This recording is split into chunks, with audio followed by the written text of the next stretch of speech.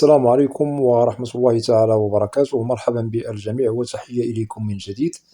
برنامج اليوم هو برنامج مهم موجه خاصة إلى الإخوة والأخوات الفائزين بالقرعة الأمريكية لسنة 2024، ونخص بالذكر الإخوة الذين هم مقبلون على المقابلات بالسفارة الأمريكية ولديهم تساؤل عن اللغة التي ممكن أنهم سوف إن شاء الله يجتازوا بها المقابلة. إذن هناك نقاط مهمة سوف نتطرق لها في البرنامج، ولا بأس إن استفدتم من البرنامج أن تقوموا بمشاركته مع الأصدقاء والأحبة، هذا كله لكي تعم الفائدة. ولا تنسوا أن تشتركوا في القناة. إذن بالنسبة للتساؤل المهم الذي يطرح عن اللغة التي ممكن أن نجتاز بها المقابلة بالسفارة الأمريكية، سوف نجيب على هذا التساؤل. نؤكد أولا على أن أغلبية الفائزين بالقرعة العشوائية الأمريكية والذين هم ينتسبون إلى الدول العربية، سواء الذين بلدانهم تعنى بقارة آسيا أو قارة إفريقيا أو قارات أخرى، المهم الذين هم لغتهم الأم هي العربية، هؤلاء الفائزين مخول لهم أن يجتازوا المقابلة بالسفارة الأمريكية باللغة التي هي لغتهم المتداولة في بلدهم الأم أي العربية. وللتأكيد لا تفرض عليهم السفارة الأمريكية أن يجتازوا المقابلة باللغة الإنجليزية، لأن اجتياز المقابلة هو اختياري، أي اللغة التي أنتم تريدون اجتياز مقابلتكم بها بتاريخها هو اختياري لكل من هو معني بالموعد والمقابلة بالسفارة الأمريكية. وللتأكيد اللغة العربية هي متداولة وساري بها المفعول يوم الموعد والمقابلة، وبالطبع نؤكد على الأسئلة التي تطرح على الفائزين، ويحق للفائز أن يستقبل الأسئلة بالعربية ويجيب عليها كذلك بالعربية، ليس بالمشكل. وننصح كل من هو مقبل على الموعد والمقابلة قريبا بالسفارة الأمريكية بأن يضع في الحسبان بأنه اللغة التي ممكن أن تقومون باجتياز المقابلة بها هو اختياري، وبالطبع هناك الإنجليزية والعربية معا. وأغلبية الفائزين بالقرعة الأمريكية الذين دخلوا إلى الولايات المتحدة الأمريكية عن طريق القرعة اجتازوا المقابلة أمام ضابط الهجرة باللغة العربية. وبالطبع هناك أجناس أخرى ممكن أنه يجتاز المقابلة باللغة التي هو يتقنها، ليس بالمشكل. ولن تفرض عليكم السفارة الأمريكية اللغة الإنجليزية. ونؤكد على الأغلبية من بلدان مختلفة، بالطبع نؤكد على الدول العربية اجتازوا المقابلة باللغة العربية، وهذا مؤكد. ويجب عليكم أن لا تقلقوا من هذا الشأن، لأنه هناك أسئلة متداولة ما بين بعض الفائزين بأنه ممكن تفرض على الفائز اللغة الإنجليزية يوم الموعد والمقابلة. هنا نؤكد بأن السفارة الأمريكية لا تفرض عليكم اللغة الإنجليزية، بل يظل هذا اختيار لكم. وبالطبع هذا البرنامج قمت بتنزيله بالطبع خدمة لطلب بعض الإخوة والأخوات الذين لديهم قلق من هذا الشأن، مما جعلني أجيب على هذه النقطة المهمة التي تهم كل من هو مقبل على المقابلة عما قريب ولديه قلق عن اللغة التي ممكن له اجتياز المقابلة بها بالسفارة الأمريكية. وبالطبع نؤكد على الفائزين بالقرعة. إذن أكدنا إن شاء الله أن أموركم بخير.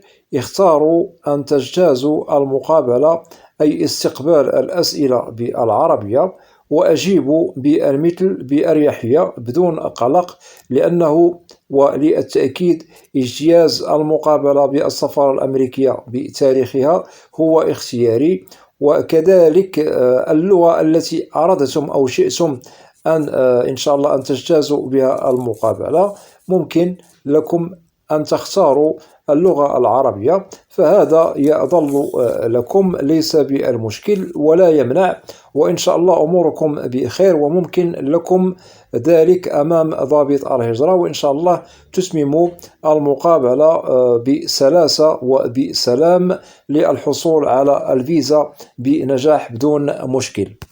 وفي حالة أنه لديكم اختيار آخر، أي تريدون أن تجتازوا المقابلة بلغة أخرى، أي مثلا بالإنجليزية، فهذا يظل لكم ولكم واسع النظر في هذا الشأن.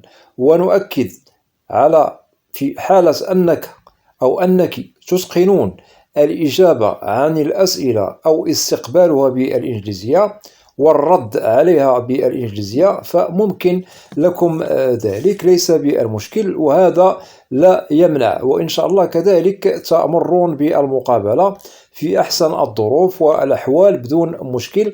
ونؤكد بأنه الأغلبية اختيارهم للمرور واجتياز المقابلة دائما بالعربية، والأقلية يجتازون المقابلة بالإنجليزية. وأكدنا بأنه اختيار اللغة التي سوف تجتازون بها المقابلة يظل اختياريا لكل الفائزين. اختر ما شئت سواء عربية أو إنجليزية، لن يفرضوا عليكم لغة بذاتها، بل الفائز هو الذي له واسع النظر في الرأي واختيار اللغة التي يرتاح لها لكي يجتاز بها المقابلة. ولنؤكد بأنه هناك جنسيات مختلفة أخرى من بلدان أخرى ممكن لهم أن يختاروا اللغة التي تخصهم، اللغة التي شاءوا يعني اجتياز المقابلة بها. بالطبع الاختيار يظل لهم في اللغة التي ممكن أن يجتازوا بها المقابلة، لأنه وللتأكيد دوما اجتياز يعني المقابلة التي تتعلق بالفائزين بالقرعة الأمريكية تظل يعني اختياريا، وبالطبع الفائز له واسع النظر في هذا الشأن.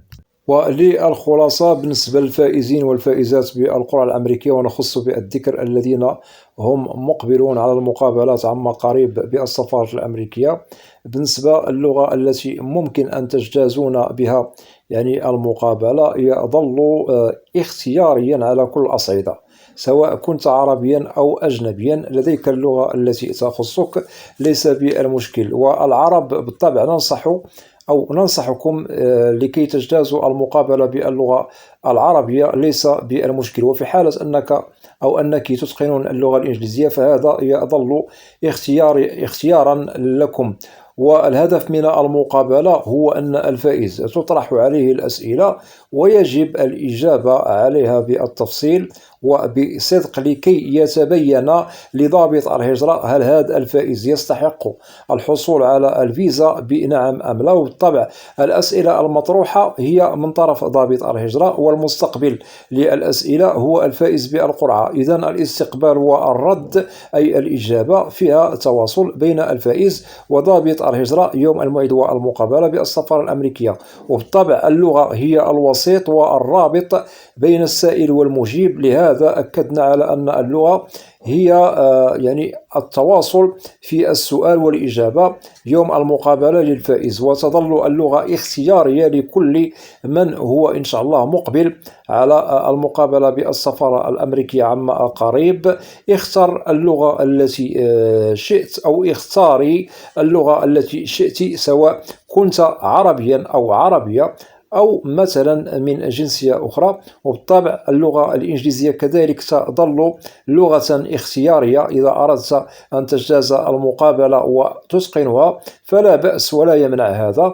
إذن هنا ليس بالمشكل، ممكن اختيار اللغة التي شئتم، وإن شاء الله أموركم بخير. لن تفرض عليكم اللغة الإنجليزية، يمكن لكم اختيار اللغة العربية لكي تمر أموركم إن شاء الله بخير وسلام. أتمنى أن تكون جميع النقاط التي وضحتها لكم في البرنامج واضحة، وفي حالة أنه لديكم أسئلة تتعلق ببرنامج اليوم أو أي برنامج في القناة، فلا بأس أن تقوموا بوضع تعاليق عبر القناة، وسوف تجدوا الإجابة عبر البرنامج المعروف بالقناة برنامج أسئلة وأجوبة، لأنني لا أستثني منكم أحدا.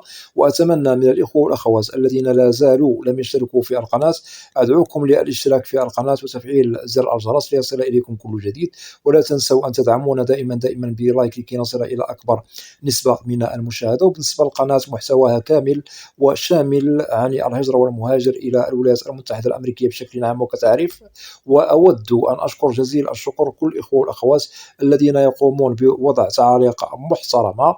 مرحب بكم جميعا بأسمائكم، وإلى لقاء قريب بإذن الله، والسلام عليكم ورحمة الله تعالى وبركاته.